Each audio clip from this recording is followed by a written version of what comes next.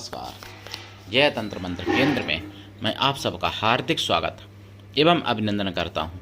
YouTube पर पहली बार गोमती योगिनी की साधना अद्भुत, सब कुछ दिलाने वाली, असंभव को संभव बना देगी। मेरे प्रिय भाई बहनों, जो भाग्य में नहीं है वो भी दिला सकती है गोमती माता की साधना, जिसके लिए आपको हमारा वीडियो अंत तक देखना चाहिए। यदि आपने हमारा चैनल अभी तक सब्सक्राइब नहीं किया है तो लाल वाली बटन दबाओ और घंटी बजा दो। कोई शुल्क एवं चार्ज नहीं कटेगा। आप हमारे वीडियो को फेसबुक पर, व्हाट्सएप पर, ट्विटर अकाउंट के माध्यम से और इंस्टाग्राम पर अधिक से अधिक शेयर करें। लाइक और कमेंट करना भी आपका धर्म है। दुनिया में जिसका कोई नहीं, मैं उसका हूँ।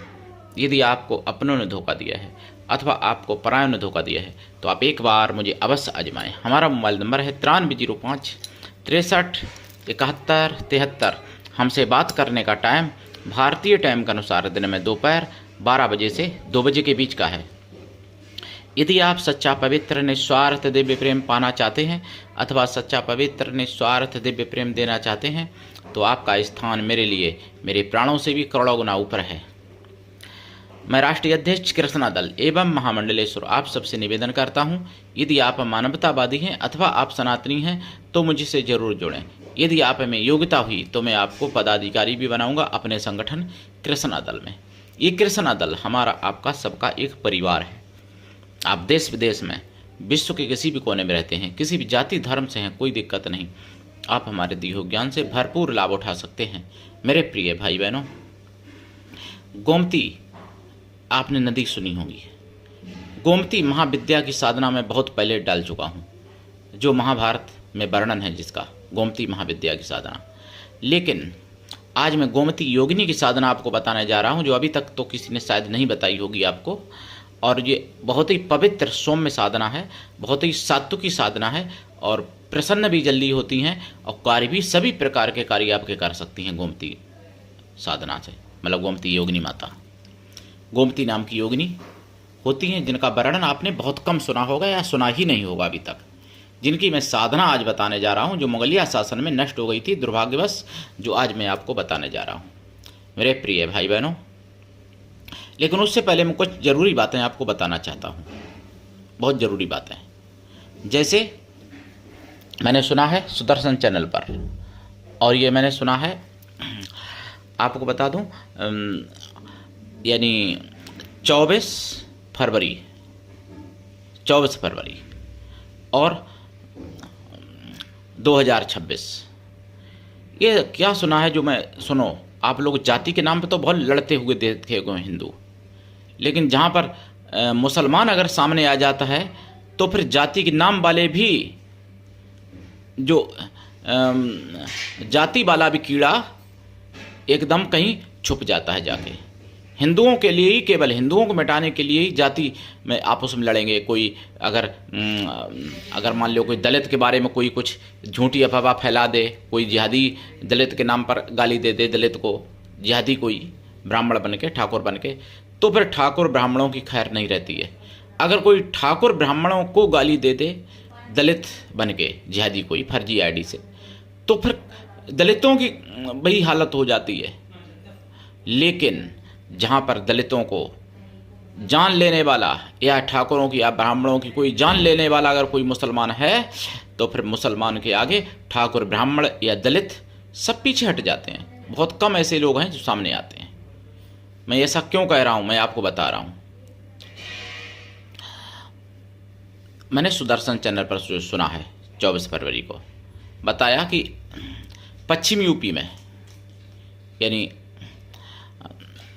नोएडा या गाजियाबाद, दोनों अलग अलग ज़िले हैं लेकिन पास में ही हैं, तो वहाँ पर जाट लोगों का वर्चस्व है ज़्यादातर, बताते हैं लोग, मैंने भी देखा है। लेकिन जाट एक परिवार, दो यानी जाट भाई थे और उनके साथ 2 बहनें थीं जाटों की, 4 लोग, पूरा परिवार अपना।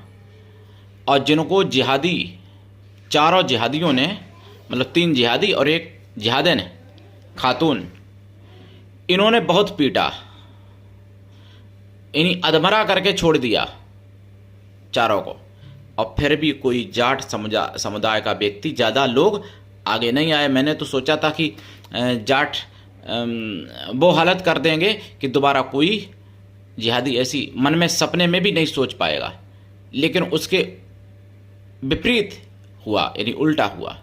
कोई जाटों ने आंदोलन नहीं किया। किसान के नाम पर देखो कितने जाट लोगों ने आंदोलन किया था, ट्रैक्टर लगा दिए, कहीं गाड़ी लगा दी, कहीं ये कर दिया, कहीं वो कर दिया। क्यों? कि वहाँ पर हिंदू थे, हिंदू निशाने पे थे। लेकिन आप ध्यान रखो, आप हिंदू हो, कोई भी जाति को, जिहादियों को अपने निशाने पर हो, वो जब आपको मारेंगे तो ना जाट पूछेंगे, ना जाटप पूछेंगे, ना ठाकुर पूछेंगे, ना ब्राह्मण पूछेंगे, ना दलित पूछेंगे। उनकी नज़र में आप काफिर हो, हम भी काफिर हैं, और जाट भी काफिर है, जाटप भी काफिर है, और ब्राह्मण भी काफिर है, क्षत्रिय भी काफिर है, वैश्य भी काफिर है, और दलित भी काफिर है, आदिवासी भी काफिर ही है मुसलमानों की नज़र में। काफिर का मतलब उसको कत्ल कर देने के योग्य, कत्ल कर देने के वाजिब, जिसे कहते हैं काफिर ये लोग। ये मैंने सुना है सुदर्शन चैनल पर। और दूसरी बात मैं आपको बताऊं, उसी दिन मैंने सुना, अब तो हर जगह सावधानी, आप कहाँ कहाँ सावधानी बरतोगे। जिहादी इतने वायरस की तरह फैल चुके हैं जो कि आपको सावधानी बरतना मुश्किल है। भोपाल में, जहाँ डबल इंजन की सरकार है मध्य प्रदेश में, एक ब्यूटिशियन महिला हिंदू थी, मुसलमानों ने उसको पहले तो खिलाने पिलाने, मतलब घर पे कोई सजाने के लिए बुलाता है ना भाई, ब्यूटिशियन को हिंदू भी बुलाते हैं, मुसलमान भी बुलाते हैं, ऐसी बात नहीं, अपने तौर तरीके से वो भी सजवाते हैं। तो घर पर उसको पहले तो नशा दिया, नशे में कुछ खिला पिला दिया, उसके बाद में फिर जो है उनको उसके साथ दुष्कर्म किया। अब आप समझ लीजिए कि क्या है, समझिए आप। तो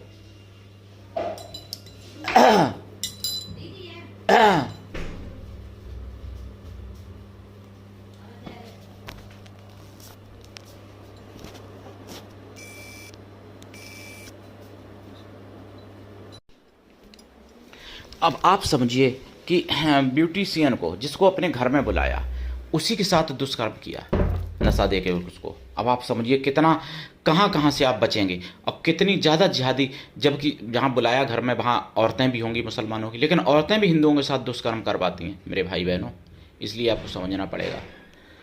और हर प्रकार की जिहाद चल रही है। मैंने सुना है 25 फरवरी 2026 में महाराष्ट्र में बिजली कटौती के नाम पर धरना देते हुए मुसलमानों ने, वहीं फर्श पर बिजली कर्मचारियों के ऑफिसों में वहाँ नमाज पढ़ी। और जो कहते हैं नमाज एक बार जहाँ पढ़ जाती वो जगह अल्लाह की हो जाती, मतलब फिर वो वक्त वोट के अधीन कर लेने के योग्य समझते हैं ये लोग, और कर भी देते हैं, ना जाने कितनी कर दी। तो लैंड जिहाद भी बहुत चल रहा है। और मैंने सुना है सुदर्शन चैनल पर उत्तर प्रदेश, यहाँ भी डबल इंजन की सरकार है भाई साहब, इसीलिए थोड़ी कम दाल गलती है, नहीं तो बहुत कुछ हो रहा है। यहाँ भी महाराजगंज में एक हिंदू युवती से बहन से एक बल्लू गुप्ता बन के मिला।